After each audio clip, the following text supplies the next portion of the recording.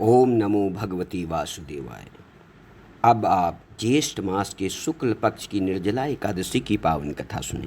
युधिष्ठिर महाराज ने कहा, हे जनार्दन, ज्येष्ठ मास के शुक्ल पक्ष में जो एकादशी होती है उसका वर्णन करो। तो भगवान बोले, राजन, इसका वर्णन परम धर्मात्मा सत्यवती नंदन व्यास जी करेंगे, क्योंकि ये संपूर्ण शास्त्रों के तत्वज्ञ और वेद वेदांगों के पारंगत विद्वान हैं। तब वेद व्यास जी कहने लगे, दोनों ही पक्षों की एकादशियों के दिन भोजन न करें। द्वादशी के दिन स्नान आज से पवित्र हो, फूलों से भगवान केशव की पूजा करें। फिर नित्य कर्म समाप्त होने के बाद पहले ब्राह्मण को भोजन दे करके अंत में स्वयं भोजन करें। राजन, जन्ना शौच और मरणा शौच में भी एकादशी को भोजन नहीं करना चाहिए। ये सुनकर भीमसेन बोले, परम बुद्धिमान पितामह, मेरी उत्तम बात सुनो। राजा युधिष्ठिर, माता कुंती, द्रौपदी, अर्जुन, नकुल और सहदेव ये एकादशी को कभी भोजन नहीं करते और मुझसे भी हमेशा यही कहते हैं कि हे भीम, तुम भी एकादशी को न खाया करो। किंतु मैं इन लोगों को यही कहता हूँ कि मुझसे भूख नहीं सही जाएगी। भीमसेन की बात सुनकर व्यास जी ने कहा, यदि तुम्हें स्वर्गलोक की प्राप्ति अभीष्ट है और नरक को दूषित समझते हो तो दोनों पक्षों की एकादशियों के दिन भोजन न करो।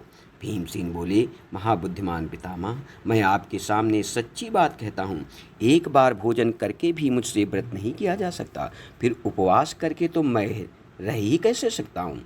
मेरे उदर में व्रक नाम की अग्नि सदा प्रज्वलित रहती है, अतः जब मैं बहुत अधिक खाता हूँ तभी ये शांत होती है। इसलिए हे महामुने, मैं वर्ष भर में केवल एक ही उपवास कर सकता हूँ, जिससे स्वर्ग की प्राप्ति सुलभ हो तथा जिसके करने से मैं कल्याण का भागी हो सकूं। ऐसा कोई एक व्रत निश्चय करके हमें बताओ, मैं उसका यथोचित रूप से पालन करूंगा। व्यास जी ने कहा, भीम, ज्येष्ठ मास में सूर्य वृष राशि पर हो या मिथुन राशि पर, शुक्ल पक्ष में जो एकादशी हो उसका यत्न पूर्वक निर्जल व्रत करो। केवल कुल्ला या आचमन करने के लिए मुख में जल डाल सकते हो। इसको छोड़कर किसी प्रकार का जल विद्वान पुरुष मुख में न डाले, अन्यथा व्रतभंग हो जाता है। एकादशी को सूर्योदय से लेकर दूसरे दिन के सूर्योदय तक मनुष्य जल का त्याग करे तो ये व्रत पूर्ण होता है। तदंतर द्वादशी को प्रभात काल में स्नान करके ब्राह्मणों को विधिपूर्वक जल और सुवर्ण का दान करें। इस प्रकार सब कार्य पूरा करके जितेंद्रिय पुरुष ब्राह्मणों के साथ भोजन करें। वर्ष भर में जितनी एकादशियाँ होती हैं उन सब का फल निर्जला एकादशी के सेवन से मनुष्य को प्राप्त होता है, इसमें संशय नहीं है। शंख, चक्र और गदा धारण करने वाले भगवान केशव ने मुझसे कहा था कि यदि मानव सब को छोड़कर केवल मेरी शरण में आ जाए और एकादशी को निराहार रहे तो वो सब पापों से छूट जाता है। एकादशी व्रत करने वाले पुरुष के पास विकराल आकृति वाले काले रंग वाले दंडपाशधारी भयंकर यमदूत नहीं जाते। अंतकाल में पीताम्बरधारी सौम्य स्वभाव वाले, हाथ में सुदर्शन धारण करने वाले और मन के समान वेगशाली विष्णुदूत आखिर इस वैष्णव पुरुष को भगवान विष्णु के धाम में ले जाते हैं। इसलिए निर्जला एकादशी को पूर्ण यत्न करके उपवास और श्रीहरि का पूजन करो। स्त्री हो या पुरुष, यदि उसने मेरु पर्वत के समान भी महान पाप किया हो तो वो इस एकादशी व्रत के प्रभाव से भस्म हो जाता है। जो मनुष्य उस दिन जल के नियम का पालन करता है वो पुण्य का भागी होता है। उसे एक एक प्रहर में कोट कोट स्वर्ण मुद्रा दान करने का फल प्राप्त होता है। मनुष्य निर्जला एकादशी के दिन स्नान, दान, जप, होम आदि जो भी करता है वो सब अक्षय हो जाता है।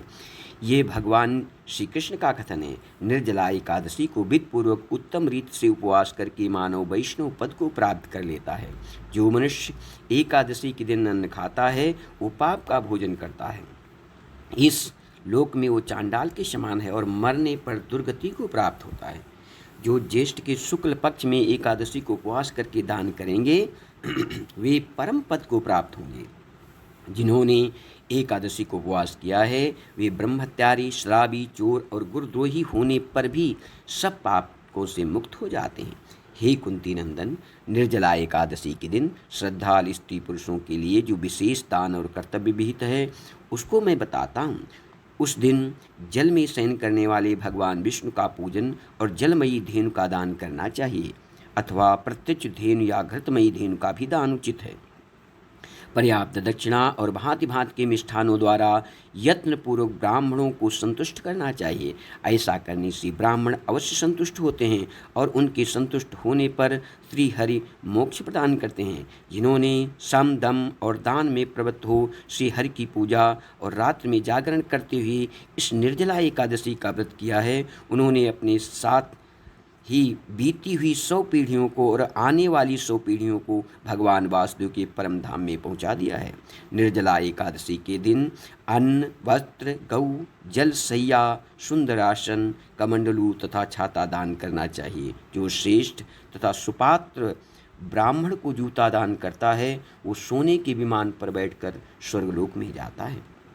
जो इस एकादशी की महिमा को भक्तिपूर्वक सुनता है वो स्वर्गलोक में जाता है। चतुर्दशी युक्त अमावस्या को सूर्य ग्रहण के समय श्राद्ध करके मनुष्य जिस फल को प्राप्त करता है वही फल उसके श्रवण से भी प्राप्त होता है।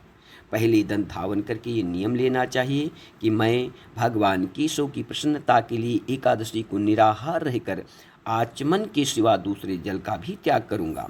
द्वादशी को देव देवेश्वर भगवान विष्णु का पूजन करना चाहिए।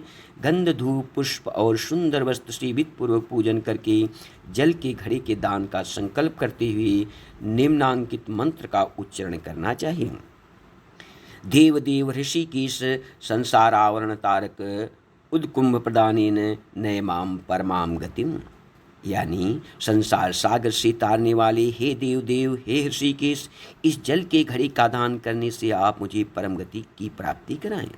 भीमसेन, ज्येष्ठ मास में शुक्ल पक्ष की जो शुभ एकादशी होती है उसका निर्जल व्रत करना चाहिए। उस दिन श्रेष्ठ ब्राह्मणों को शक्कर के साथ जल के घड़े दान करने चाहिए। ऐसा करने से मनुष्य भगवान विष्णु के समीप पहुंचकर आनंद का अनुभव करता है। तत्पश्चात द्वादशी को ब्राह्मण भोजन कराने के बाद स्वयं भोजन करें।